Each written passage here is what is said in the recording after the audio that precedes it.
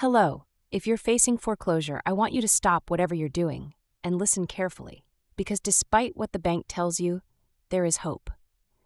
You are not powerless, and you are not out of options. In fact, the key to stopping foreclosure might be something the mortgage company hopes you never find out. You don't beat them by fighting. You beat them by asking the right questions and forcing them to prove what they can't. It's called conditional acceptance. This isn't some loophole or magic phrase. It's a real, powerful method that forces the mortgage company to provide proof that you owe them money. And 9 times out of 10, they can't. Here's how it works. You don't argue, you don't deny, you don't run. You simply say, "I'm willing to pay you once you prove I legally owe you anything." Ask them to show you the original loan agreement, the one with your wet ink signature on it. Not a copy, not a scan, the original.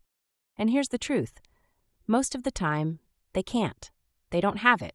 They sold your loan, they bundled it, they transferred it, and now they're just hoping you won't ask questions. If they do produce the original signed document, great. Then ask another question. Where did the money come from to fund the loan in the first place? Because if they can't show the source of funds, if they can't prove that actual money came from their accounts and not just a ledger entry, then there is no debt. The game isn't about fighting. It's about flipping the burden of proof back where it belongs. And once you do, the foreclosure process stalls. The banks get nervous, and you buy yourself time, power, and leverage. My ebook walks you through this step by step.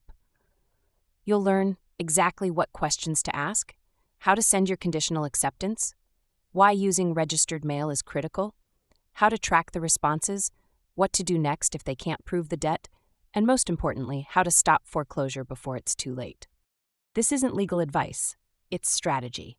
A strategy that's helped real people just like you take back control when everything seemed lost. So if you or someone you love is behind on payments, getting letters from the bank, or facing a sale date, this video is for them.